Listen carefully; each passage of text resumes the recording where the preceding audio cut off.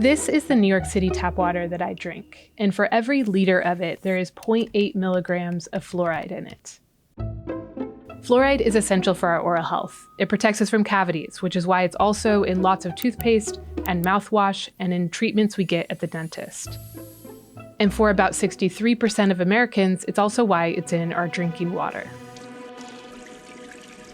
Now someone with a lot of views on public health not supported by science is being considered to lead one of the country's top public health agencies. And one thing he believes is that we should advise all U.S. water systems to remove fluoride from public water. Putting fluoride in the water has long fueled conspiracy theories.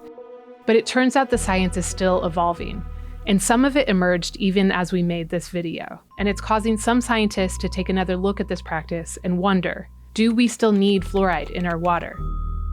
And if so, how much is safe?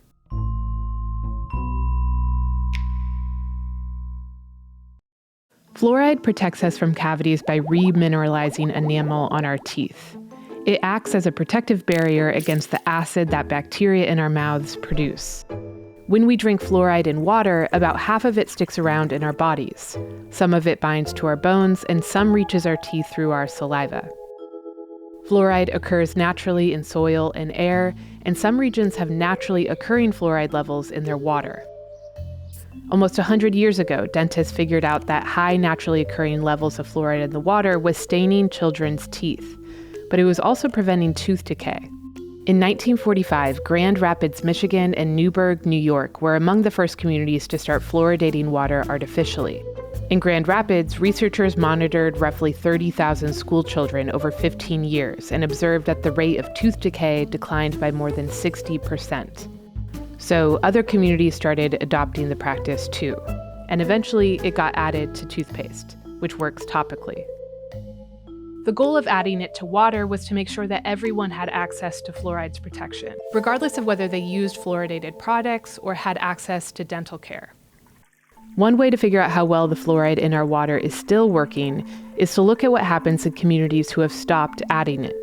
Supporters of water fluoridation point to studies like this one that looked at what happened in Calgary, Canada after they stopped fluoridating their water in 2011. The rate of tooth decay in children's baby teeth was already on the rise, but after they took the fluoride out of the water, that rate spiked. But this 2024 review looked across 21 studies of communities that added fluoride to their water and could only determine that it may have led to a slight reduction in tooth decay. The study authors found that prior to 1975, there was a clear and important effect on prevention of tooth decay in children due to water fluoridation. But because of the increased availability of fluoride in toothpaste since then, it is unlikely that we will see this effect in all populations today. So fluoride in the water did help us have healthier teeth in the past, and it still might in some communities. But because of how widespread topical fluoride is, the effect might not be as dramatic as it was historically. And in recent years, a handful of scientists have been looking into another question: how much fluoride is safe? Fluoride as an additive to water is usually in the form of liquid fluorosilicic acid, and the World Health Organization recommends a dosage no higher than 1.5 milligrams per liter of water. To put that in perspective, that's about 1 gallon for an Olympic swimming pool amount of water. The CDC recommends 0.7 milligrams per liter of water, or a little less than a half gallon per swimming pool. Municipalities set their own fluoride doses, and most set it around this amount, like my New York City tap water. This CDC recommendation is solely based on an amount that balances the protection from tooth decay while limiting the risk of dental fluorosis, the mostly harmless teeth staining first observed in communities with high natural fluoridation. But scientists studying these dosages today are looking at how fluoride affects developing brains, both in utero and as young children, primarily by measuring IQ. What we've learned about the developing brain is it's probably one of the most sensitive indicators of toxicity, and so we typically begin there. Bruce Lanphier is a professor of health sciences at Simon Fraser University in Canada and studies environmental neurotoxins like lead, pesticides, and mercury.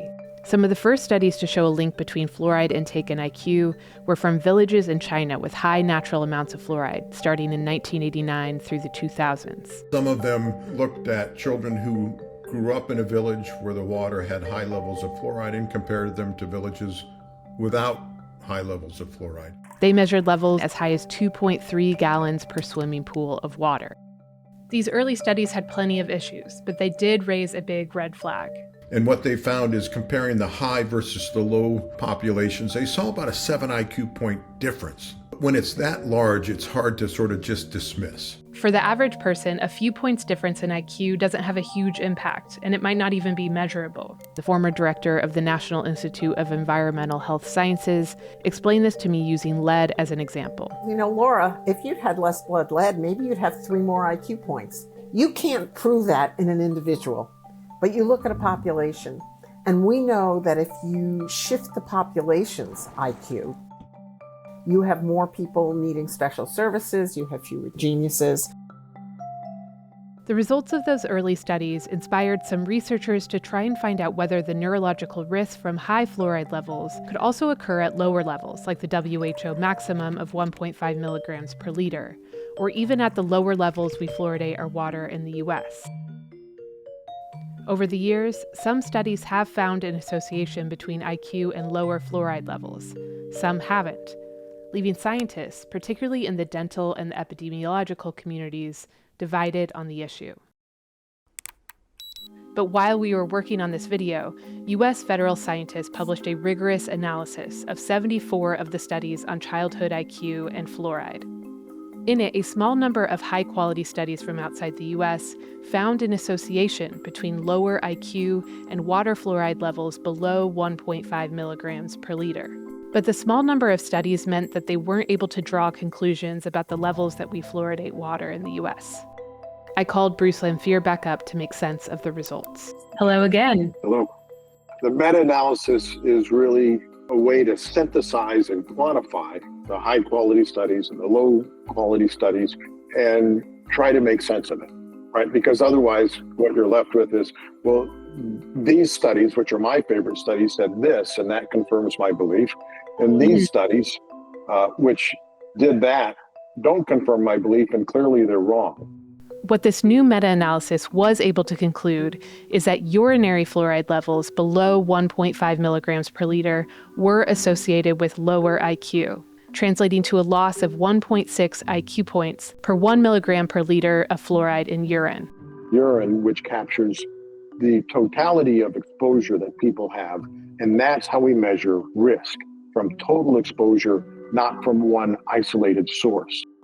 Bruce explained that the fluoride we put in our water is just the minimum amount of fluoride we all consume. Black and green tea leaves have high fluoride content. A variety of food like potatoes and canned shellfish has fluoride in it. The pesticides on our food can have fluoride in it too. We consume fluoride if we accidentally swallow toothpaste or mouthwash.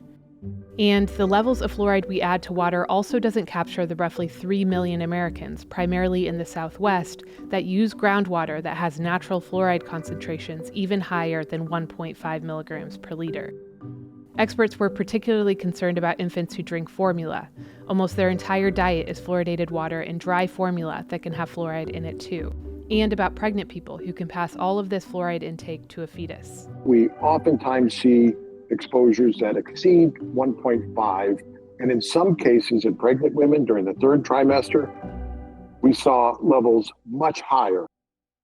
So what do we make of all of this information? First of all, topical fluoride is essential for keeping our teeth healthy. And for non-pregnant adults, there is no evidence that ingesting fluoride is harmful. There is some evidence that pregnant people, babies, and young children should be aware of their overall fluoride intake. Right now, we could be encouraging pregnant women to drink bottled water if their tap water is fluoridated.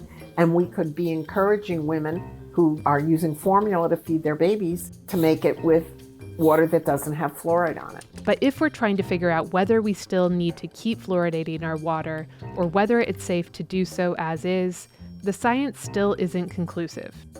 So it's a confusing time for understanding these risks and benefits. I am a believer in the precautionary principle, which does not say you act in the absence of evidence. It says you act in the presence of concerning evidence. And my reading of the literature is that there is enough data to say there is concern.